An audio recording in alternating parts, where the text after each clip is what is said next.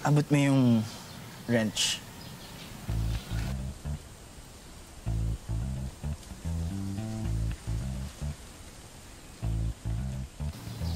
Wrench, please.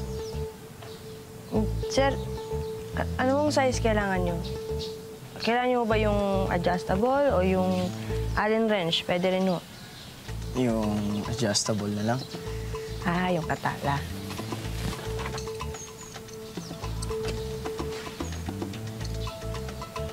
Kailan pa pala sa mga tools, no? Oo. Nasama ko ng tatay ko nung bata pa ako sa mga biyahe niya. Taga-abot ko ng mga tools niya kapag inaayos niya yung truck niya.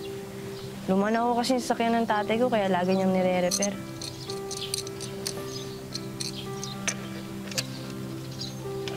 Nice. Sir, bagong-bago pa yung motor niyo, ah.